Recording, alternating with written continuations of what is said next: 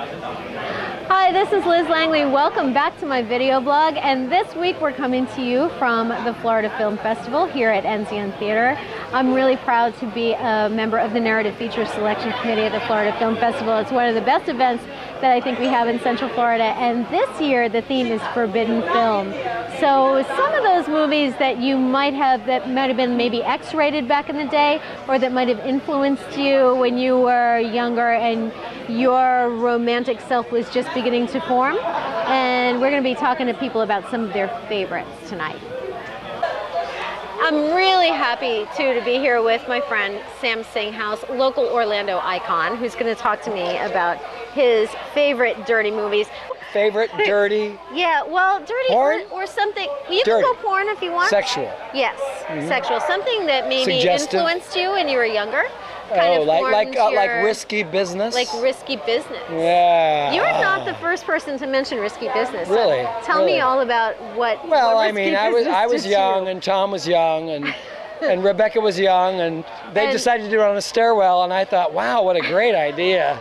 So was it a how-to for you? Well, no, it's just a fantasy, more like a fantasy. Right. I wanted to be there, right. You know, in the rocking chair with the baseball bat, baseball and the thing, and I don't know. That was a definite, you know. Yeah. A pleasure. Yeah.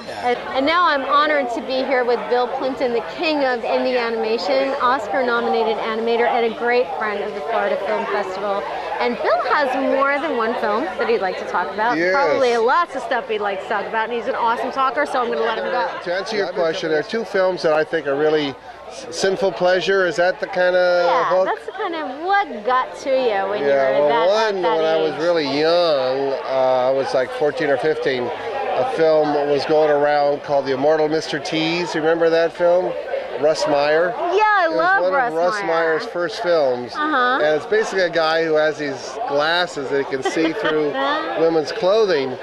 So today it's a very innocent film. It's almost embarrassingly innocent because you saw her boobies, you know, and maybe her bum, but that was it. You never saw crotch or dicks or any kind of sex. Right. But there's something about it that when you're 14, you feel like, oh, this is the most erotic thing there is. You know, this is as close as it gets to real sex. Now I'm talking to Jordana Meade, the marketing coordinator for Enzian, and we're going to hear what her spicy forbidden films are. Jordana? Well, Liz, I would have to say that one forbidden film is Sweet Sweet Badass. Starring Sweetback, yeah. Yep. Mario Van Peebles. Because I heard that he contracted a special the gift that keeps on giving on set, and I thought, well, that's dedication. That is like I had not heard that story That's before. more than like method, you know, that's like beyond method. Right, that's giving to your craft. That is giving and continually giving. Hopefully not. Hopefully getting some penicillin or whatever it is that you need and stop. I don't know. If, you know. We're talking about it was the 70s film. This was the 70s. Right. It's Mario Van Peebles, starring Mario Van Peebles' father. Blaxploitation film. It's wonderful. It's amazing.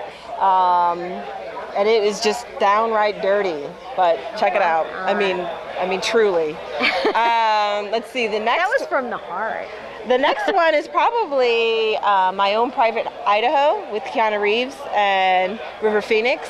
All right, another clink. That's a good one. Just kind of the homosexuality, and it was also Shakespearean, and a flea from Red Hot Chili Peppers was in it, and he was searching for work at the time, so that's, you know, it's kind of awkward as well.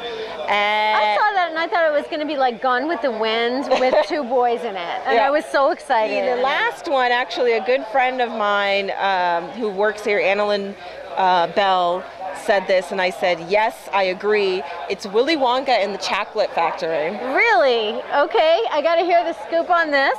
Willy Wonka and the Chocolate Factory really did not speak to me. It seemed very naughty how everyone was very like indulging all the time with all this chocolate and candy, and they, it was very trippy to me when I was a little one, because I'm still a little one.